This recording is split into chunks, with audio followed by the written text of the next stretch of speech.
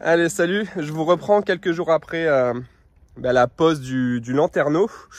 J'ai ça à mettre, mais avant je vous explique. Comme vous le savez très certainement, j'avais une fuite sur mon circuit d'embrayage. Donc ça fait un moment que le car pouvait pas rouler à cause de ça. C'était pas très grave parce que je faisais les travaux, sauf que maintenant il serait peut-être temps que j'en occupe. J'avais une fuite que j'avais essayé de rectifier avec du Saint-Ofer. Je sais, c'est pas une bonne solution, c'était vraiment temporaire. Le but, c'est de pouvoir avancer de quelques mètres. Mais ça a tenu une semaine, quoi, et ça a lâché.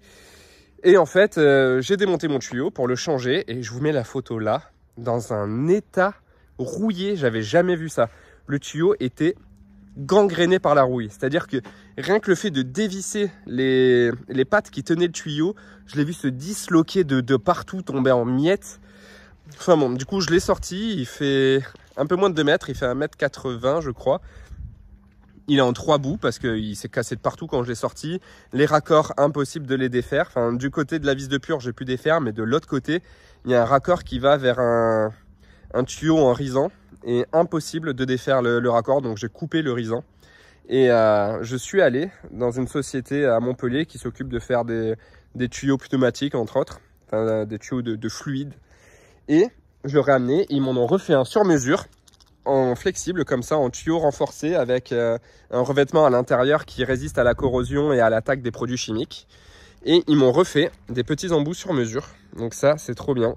Ce côté qui va donc dans la vis de purge et l'autre côté qui va aller se mettre là où il y a mon tuyau plastique, là mon tuyau en risant. Donc voilà, j'ai plus qu'à aller sous le car. Il faut que je monte mon nouveau tuyau.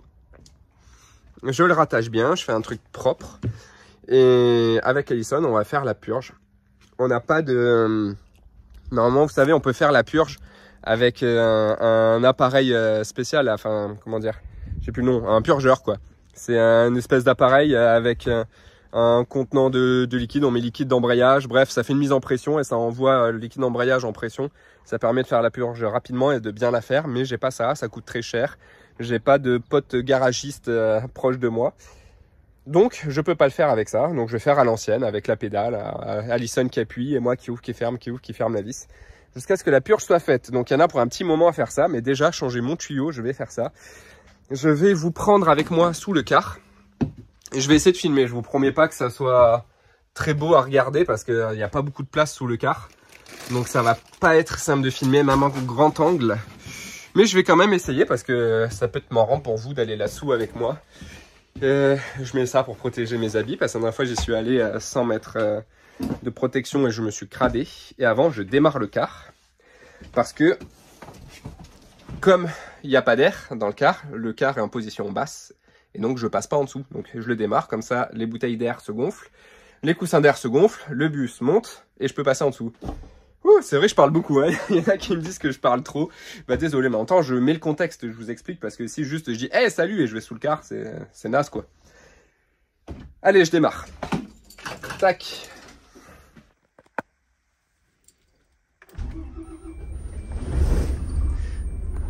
Yeah. D'ailleurs, je suis content, maintenant ça démarre au quart de tour parce que j'ai installé ça. Un petit régulateur de charge MPPT qui là part à mes batteries et qui là part temporairement par la fenêtre sur 2 panneaux solaires que j'ai sur le toit. 2 panneaux solaires de 100 watts, donc j'ai 200 watts qui vont charger directement mes batteries. Comme ça mes batteries ne sont jamais HS. Et ça c'est bien, ça fait une semaine ou 2 peut-être que j'ai installé ça et que je peux démarrer le car quand je veux, il démarre au quart de tour et ça c'est cool. Bon, j'attends que la mise en air se fasse et je passe en dessous.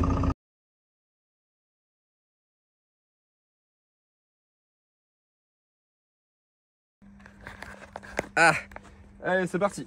J'ai mes outils, je suis prêt. Je me filme en grand angle, comme ça vous verrez mieux. Par contre, moi je vois pas ce que je filme. Je filme avec le dos du téléphone. J'espère qu'on verra quelque chose. Quand je me filme moi, je vois pas. Après quand je filmerai autre chose, là je verrai.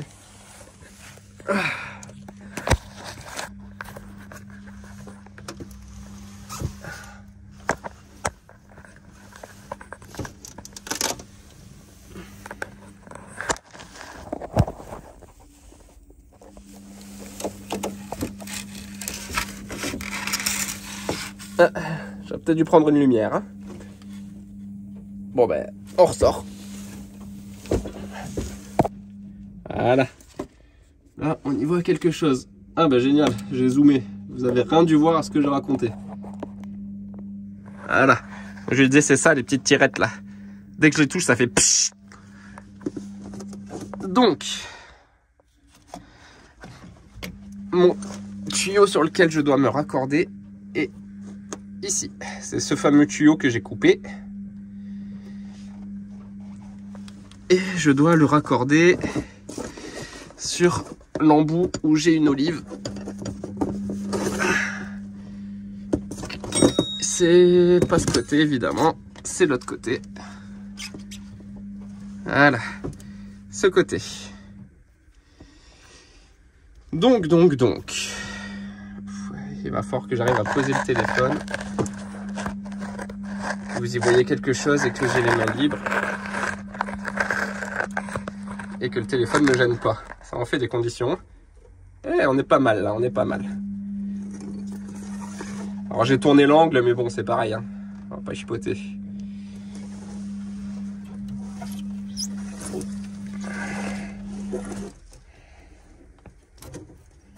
Voilà, embuté.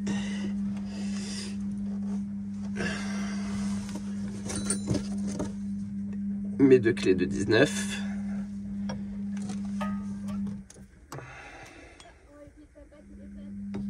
Ah non, il y a quelqu'un qui vient pour nous acheter un truc sur le bon coin, je viens de voir le message. Bon, bah faut que je sorte de là du coup. Donc, où on en était?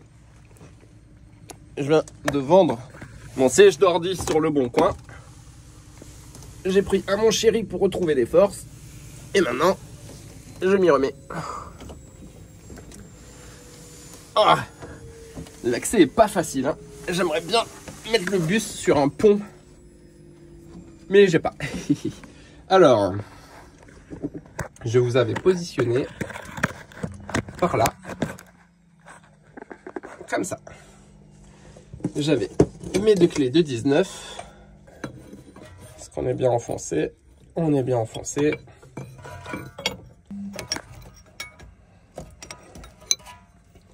J'ai pas beaucoup de place pour manœuvrer, quoi.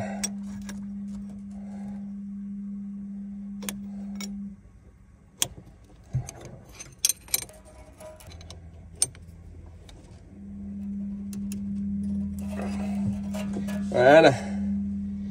Lui, c'est bien. Alors, le tuyau, il passait là, entre les deux. Donc, il va falloir que je remette. Là, il y avait une patte qui tenait avec une vis. Qu'est-ce que j'ai fait de mes vis? Je sais plus. De toute façon, je voulais mettre des vis neuves. Faut que j'aille chercher les vis. Histoire de faire tenir ça, quoi. Les vis et les fixations. Allez, je vais chercher parce que c'était tout trouillé, les anciennes. Voilà les fixations qui sont neuves. En vrai, c'est ce qui m'a coûté presque le plus cher proportionnellement. C'était 8 € les 3 fixations. Alors j'ai payé 50 € pour le tuyau, tous les embouts, la main d'œuvre. Parce qu'ils m'ont monté les embouts dessus. Enfin bon, c'est pas grave, hein, mais ça coûte cher, je trouve. Pour des petits embouts avec un peu de caoutchouc.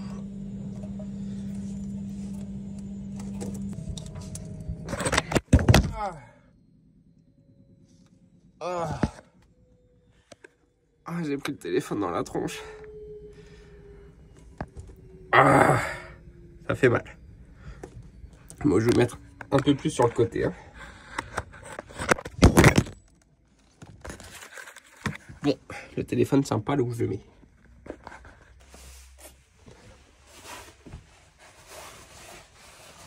Bah, du coup, tu peux que ça soit plus sur cette suite, hein, c'est pas fini. On va peut-être tous les péter. J'étais en train de filmer, tu es en train de dire au monde entier que je suis tellement lourd que j'ai cassé nos bancs. C'est exactement ça. Oui, parce qu'on a fait des bancs avec ces meubles. On a commencé à faire des bancs avec ces meubles Ikea. Et moi, je me suis assis là où Elson est assise et ça fait crac. Le bois, il a cassé. Alors, on voit pas, du coup, je l'ai tourné, mais c'est en bas, en fait, ça a lâché. Du coup, je suis puni. Je vais manger là-bas. Mais non, prends la chaise là. Non, je mange là. Non, mange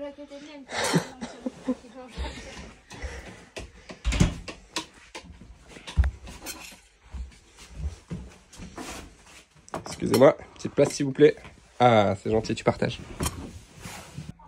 Ça y est, j'ai amené mon tuyau tout le long. Jusqu'ici, je dois aller le revisser sur ma vis haute de purge. Là. Le parcours n'a pas été évident. Je sais pas si on peut voir de là.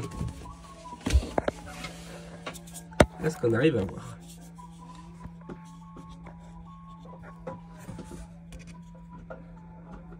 Ouais, bon, on voit que c'est peut-être pas facile, quoi. Voilà. Donc, je visse mes embouts. Et après, il faudra faire la purge. Ça va être long et chiant. Mais il faut le faire. Magnifique, c'est branché. Maintenant, il n'y a plus qu'à faire la purge. Alison va appuyer sur la pédale.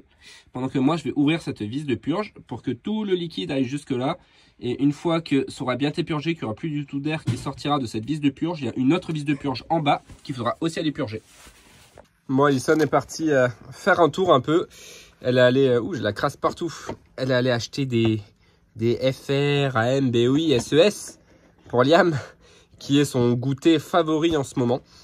Et le truc, c'est que j'ai besoin d'elle pour faire la purge. En fait, on a besoin même d'être 3 si vraiment on veut le faire efficacement, parce que il faut que elle soit sur le siège conducteur, qu'elle presse la pédale d'embrayage pour que ça fasse la mise en pression, que moi je sois sous le car au niveau de la vis de purge pour ouvrir le temps qu'il y a la pression, puis refermer avant qu'elle lâche la pédale.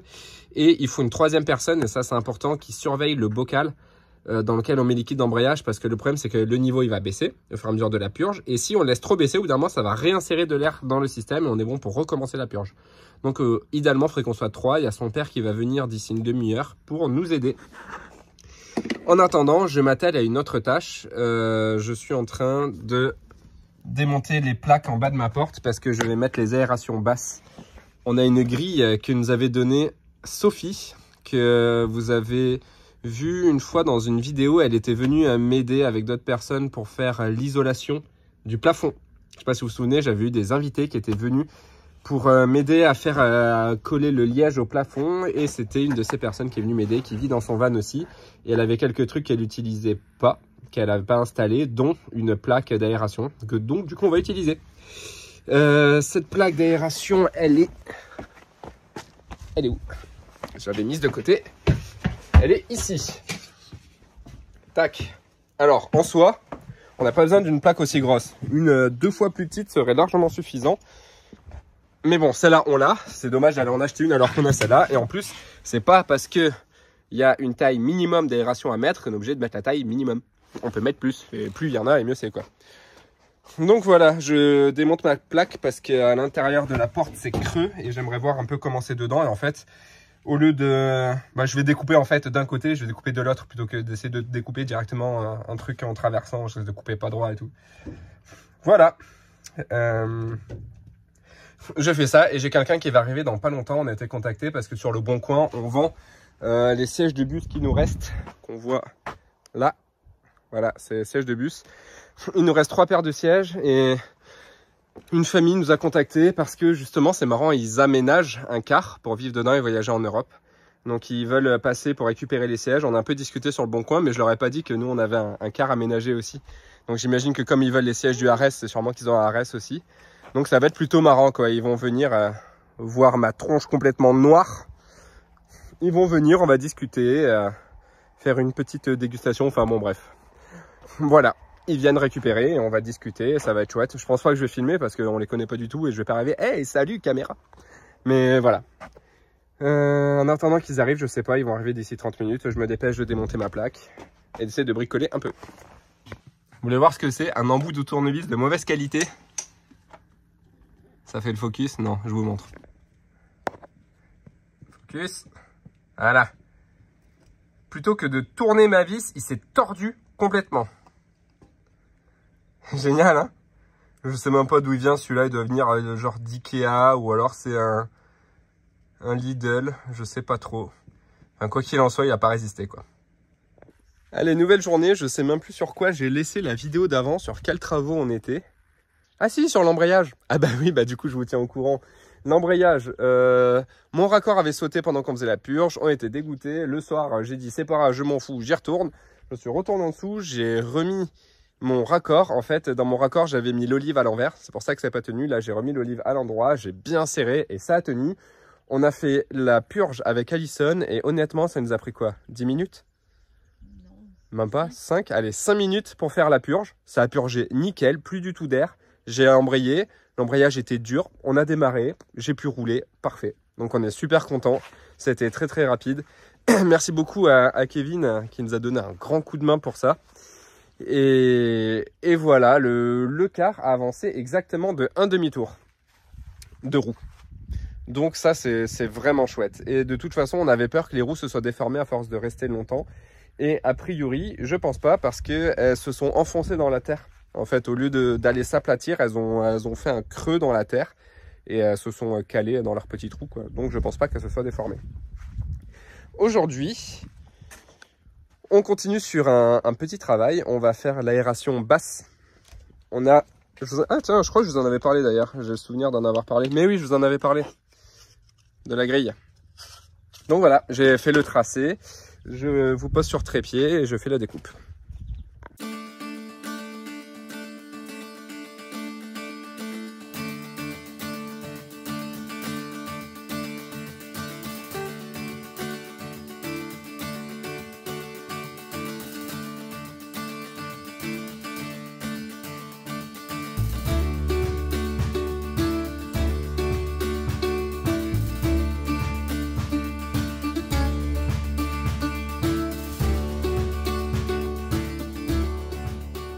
Bon, je me suis un petit peu foiré dans ma découpe. En soi, la découpe est pas foirée, mais derrière, côté intérieur, il y a une plaque. Cette plaque-là. Je voulais la dévisser, mais le problème, c'est que les vis du bas sont tellement rouillées qu'elles sont impossibles à enlever. Je me suis dit, c'est pas grave, je coupe de ce côté, puis je couperai de l'autre côté sur la plaque. Et évidemment, j'ai eu des petits trucs qui m'ont gêné. Je suis tombé en plein sur un renfort. Donc là, ma plaque ne peut pas s'encastrer. Donc, ce que je vais faire, c'est que je vais acheter une plaque externe qu'on pose dessus, qui ne s'encastre pas. Donc ça, c'est bon. Et finalement, je n'aurai que ça d'aération. Mais c'est pas très grave parce qu'en soi, nous, l'aération basse qu'on doit avoir doit vraiment pas être grande. Et ça, il faut que je mesure, mais je suis quasiment sûr que ça suffit. Donc on aura une grande grille, mais on n'aura que la moitié qui servira d'aération au final. Mais je pense que ça sera suffisant. Bon, du coup, hier, je m'étais arrêté sur l'aération basse légèrement foirée. Donc, ce qu'on a fait, je vous montrerai après parce que là, je suis pieds nus. C'est que j'ai acheté une grille qu'on a mis donc sur le trou de la porte pour faire style que c'est une aération, sauf que c'en est pas une parce qu'on n'a pas fait de trou côté intérieur. Mais au moins, de dehors, on croit que c'en est une et ça fait pas un trou, quoi. Et à la place, on a mis notre aération basse à un endroit beaucoup moins chiant. On l'a mise ici. Au niveau de la marche, là... Alors, il y en a qui l'ont fait à côté, mais ça, c'était l'idée du Julbus, c'était d'enlever la lumière qu'il y avait à la base. Ici, il y avait une lumière. De l'enlever, ce qui fait qu'on a directement un trou qui est tout fait, pas besoin de percer, qui arrive devant, sous la calandre avant, quoi. Donc, accès directement dehors. Donc voilà, ça fait une aération. Celle-là, elle fait 66 cm², c'est largement suffisant. Donc, pour les aérations, on a terminé. On a notre aération haute et aération basse. Et là, on attaque un... C'est même pas des travaux d'aménagement, c'est plutôt de la rectification. On s'est rendu compte avec Alison qu'on avait une fuite d'eau au niveau de la salle de bain. Et on s'en est rendu compte comme ça. À cet endroit-là, vous voyez que le bois, il a commencé à prendre des couleurs un peu. On voit qu'il y a des traces d'eau. Donc, c'est certainement que ça fuit là. Et on ne sait pas exactement où. On a regardé derrière le frigo. On a un accès là, je sais pas si on voit. Voilà, on a un accès au tuyau, aux arrivées d'eau de la douche. Et on a vu qu'on avait une fuite au niveau de l'arrivée d'eau chaude, mais c'est une petite fuite, c'est vraiment, ça goutte, c'est pas grand chose. Il n'y a pas de quoi aller vraiment mouiller partout en dessous, que ça aille jusqu'au niveau du mur. Et j'ai dévissé la bonde de la douche pour voir si c'est elle qui fuyait. Et partout au niveau de la bonde, c'est nickel, il n'y a pas d'eau. Donc, on se demande si c'est pas la niche qui fuirait. Ici, cette niche, j'ai fait un peu comme j'ai pu, quoi. J'ai mis du joint tout autour. Mais je me demande si l'eau, enfin Alison se demande si l'eau ne passe pas, elle n'a pas confiance en ma niche. Non mais je vois pas ce que ça peut être d'autre. C'est vrai, donc on a commencé en fait à soulever ici. Et on a vu que voilà, ça a bien commencé à moisir, quoi. Il y a de l'eau là-dessous. Moisir non, mais c'est bien mouillé, quoi. C'est bien mouillé, et là on dirait du moisi ici. Ouais, tu vois, c'est un peu poisseux, quoi. Ouais, moisi non, il faut que ça sèche, ça va. Donc, Oui. ce qu'on va faire, c'est qu'on va démonter une partie de cette cloison pour essayer de la tirer un peu et regarder derrière vraiment ce qui se passe, quoi. Voilà. Je suis obligé d'arracher ma belle peinture. J'avais fait un super beau travail. C'est vrai, j'avais fait un beau travail. Oui, Steve, j'avais fait un trop beau travail, c'est dommage. Oui, mais dans tous les cas, on va devoir repeindre. Tiens. Tiens, donc, on voit, si Alison pousse sa tête. Pose ta tête. On voit que c'est quand même pas mal mouillé là-dedans. Tout le long du tasseau, là, c'est mouillé. Et du coup, le bas du mur. Mais on sait pas d'où ça vient. Toujours pas. Du coup, on pense que ça vient peut-être du sol. Donc, peut-être finalement bien le bac de douche qui est fuiré, parce que là, le mur n'est pas du tout mouillé, quoi. Donc, ça serait pas la niche, a priori. Même si on peut pas vraiment en être certain. Elle est où, la niche? Je vous donne quelques nouvelles. Déjà, il y a quelques jours qui sont passés depuis la dernière fois que j'ai filmé. Donc, il y avait une fuite au niveau de la salle de bain. On ne savait pas exactement où, mais en tout cas, il y avait l'eau qui était remontée un peu le long du mur. La seule fuite que nous, on a trouvée, c'était au niveau de l'arrivée d'eau chaude sur la douche. Donc, ce qu'on a fait, c'est tout simplement que on a dévissé la douche, en fait. On a tout démonté, tout remonté. A priori, ça fuit plus. En plus, j'avais inversé l'eau chaude et l'eau froide. Je m'étais écrit chaud et froid devant les sorties. J'ai amené mes tuyaux, j'ai mis le tuyau d'eau chaude sur le froid et le tuyau de froid sur le chaud. Donc voilà, j'ai réinversé comme ça. Au moins, c'est bon, tant qu'à y être. Je me suis dit, quitte à tout démonter, autant refaire, quoi. J'ai desserti mes raccords, je les ai ressertis sur les tuyaux en inverse. Enfin bon. Voilà, le mur est toujours démonté. On l'a gardé exprès démonté parce qu'on voulait voir derrière si ça séchait. Et là, a priori, c'est complètement sec. Voilà, là il n'y a pas d'eau. À voir si ça tient en fait. Est-ce que c'est parce qu'on a ouvert que ça aère et que du coup même si ça continue à fuir il n'y a plus d'eau? Je sais pas. En tout cas c'est sec. Donc je pense qu'on va refermer le mur et qu'on verra plus tard si ça continue à monter. Là pareil c'était trempé et ça l'est plus quoi, c'est sec. Là c'était monté un peu. Ah c'est encore un peu humide là. Mais bon c'est compliqué, il faudrait que je le sèche au sèche-cheveux quoi. Enfin, voilà. Bon, en attendant, on s'occupe d'une nouvelle chose, que ça fait longtemps qu'il faut qu'on le fasse. C'est la suite de la salle de bain. On n'a jamais terminé de poser l'évier, poser le robinet. Cette fameuse prise qui du coup n'est pas du tout au bon endroit parce qu'elle doit déjà être suffisamment loin de l'évier. Et en plus, ce l'évier, comme il est assez haut, il arrive en plein sur la prise. Donc, il faut que je démonte la prise, que je condamne l'emplacement. La prise, je la déplacerai ailleurs. Ensuite, je pose l'évier, je pose le robinet, mes arrivées d'eau sont là, la sortie d'eau est là. Tout est prêt, il n'y a plus qu'à.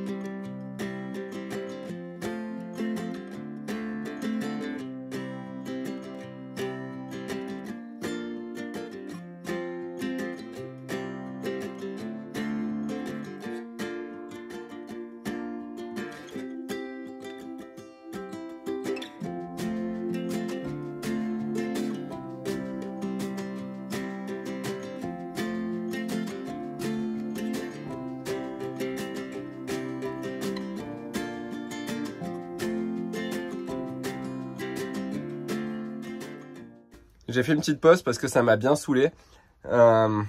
Impossible de tirer un fil de mon ancien trou à mon nouveau trou. Pour une raison qui est toute simple, j'avais complètement zappé. Au dernier moment, j'ai rajouté un tasseau ici, intermédiaire au milieu. Donc impossible de passer un câble. En fait, là, la gaine, cette gaine, elle vient de gauche. Sauf qu'en fait, elle longe le sol et elle remonte. Et donc je peux pas, là, vu que c'est quand même dans les murs, je peux pas aller descendre en bas, retourner à gauche, remonter, c'est impossible quoi. Donc, ce qu'on a décidé avec Alison, c'est de faire ça. On va partir de là. remonter ici, vu que c'est le plus proche. De là, on va passer là, au-dessus de la fenêtre, dans le plafond, redescendre là et ressortir là. Tout simplement, ça se verra pas et ça sera beaucoup moins prise de tête. Et en attendant, pendant la sieste de Liam, je me suis amusé à faire autre chose. Tout simple, ce petit interrupteur. Ce qui est génial, c'est que les interrupteurs connectés, en tout cas ceux qu'on achète sur AliExpress, ils sont compatibles RF 433, c'est-à-dire qu'ils vont être en Wi-Fi. Et en plus, ils vont avoir une petite puce radio RF 433 qui permet de pouvoir acheter d'autres interrupteurs qui, eux, ne sont pas connectés en Wi-Fi. En fait, ils sont connectés à rien. Le seul but de ces autres interrupteurs, c'est d'envoyer une onde de radio à l'interrupteur principal pour lui dire « allume-toi » ou « éteins-toi ». Donc, c'est ce que j'ai fait avec cet interrupteur. Il coûtait 7 €. C'est un double interrupteur, droite et gauche. Et en fait, il fonctionne avec une pile. Donc, pas de trou, rien du tout. Juste, j'ai mis la pile, je l'ai collé et ensuite, je l'ai appairé la partie droite à l'interrupteur de notre chambre et la partie gauche à l'interrupteur de la chambre de Liam. Ce qui permet de pouvoir allumer ou éteindre sans rentrer dans la chambre. En fait, quand Liam il fait la sieste ou quoi, que je m'en vais, au lieu d'aller à l'intérieur éteindre, hop, petit bouton, ça allume, l'autre petit bouton, ça allume. Là, évidemment, ça marche pas parce que j'ai coupé le courant. Mais en tout cas, ça marche super bien. Je suis content, très facile à mettre en place et c'est vraiment pratique si vous voulez déplacer. Même admettons finalement l'interrupteur il est plus à la bonne place, vous voulez mettre un autre interrupteur ailleurs, au lieu d'aller retirer un fil, faire une saignée et tout, ben hop, vous prenez un interrupteur comme ça à pile. Et ça marche même d'ailleurs si vous avez des interrupteurs basiques, ça marche aussi parce qu'en fait à l'intérieur vous allez déboîter votre interrupteur et derrière vous allez mettre un petit émetteur que je vous avais déjà montré d'ailleurs. C'est un petit émetteur qui se branche à l'interrupteur qui va permettre de rendre votre interrupteur standard en interrupteur connecté et du coup compatible aussi RF 433, donc vous pouvez mettre aussi ces interrupteurs. Ça, c'est vraiment super pratique. Bref, j'ai assez parlé. Je me remets à tirer mes câbles pour déplacer mon interrupteur et enfin déplacer ma prise de la salle de bain et brancher rien du tout et installer mon évier, mon robinet, mon entrée d'eau, mon évacuation d'eau. Bref, j'ai hâte que cette salle de bain soit finie. It's hard.